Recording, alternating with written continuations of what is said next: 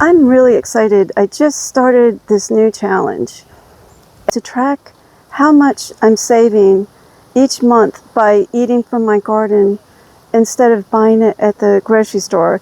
Here in Florida, the prices are out of this world. It's just crazy. And on top of that, you've got the inflation. So each week, I'll do a check-in. You can follow with me on this journey and try to track what you can save. Or better yet, if you're not saving anything yet, how to start your own garden. In case you don't know who I am, I'm Phil. In this video, you'll learn some tips at the end on how you can get started on this journey with me. You'll also see what I harvested this week and how much money I saved so far this month. I'm also going to give you some tips on how I save celery so it lasts for up to 3 weeks or sometimes even a little longer. But then one easy snack I get from the garden every day. Now we're going to go see how much I harvested and how much I saved so far this month. This is what I harvested this week. Lots of onions, some celery, my first snow peas, a couple of cucumbers. I've been harvesting the cucumbers for a while, and another crop of potatoes. So I've calculated my savings so far this month. I just wrote it up on a piece of paper.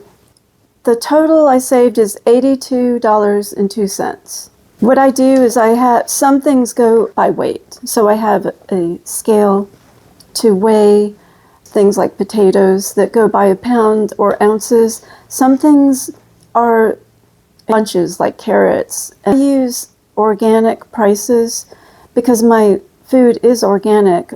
I am concerned about the pesticides in my food, so I only buy organic produce myself. That's why I started this whole thing.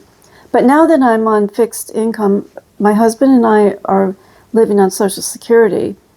So I figured I would try to see how much really we are saving.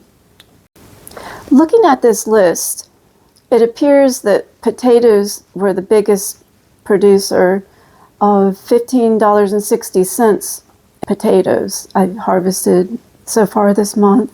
And I've got still more growing out there. A runner-up would be peppers, also lettuce. So that gives you an idea what you could plant to save money.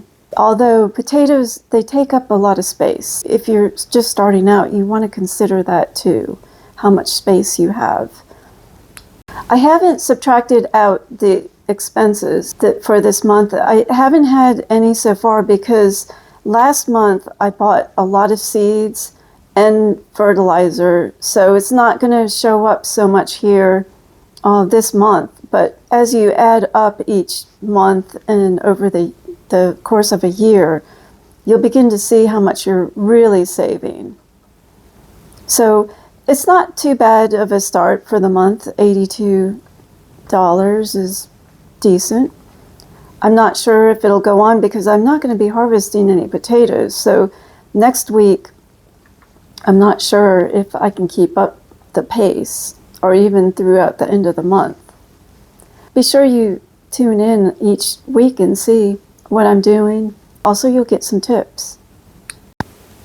Next, I'm going to be showing you my celery hack and also my favorite garden snack. I picked this morning, and now I'm going to store it so it keeps fresh. So I chop them up and put them in a container with water. You could also use a plastic bag. And then I just cover it and store it up to 3 weeks, maybe more. Now here's a snack that I get from the garden every day. First, what I do with the carrots is I cut off the ends, and then I use this scrub brush over the sink to just get out all the dirt. Now they're just ready to chop up. I just cut them either in 2 or sometimes I'll cut them into 4s. They're easier to eat that way. And then I just take some dip, I use ranch, and then dip it in, and that's a great snack. Next, I'm going to give you 4 tips to get started on a budget. And the first tip is trying to find a seed exchange close by.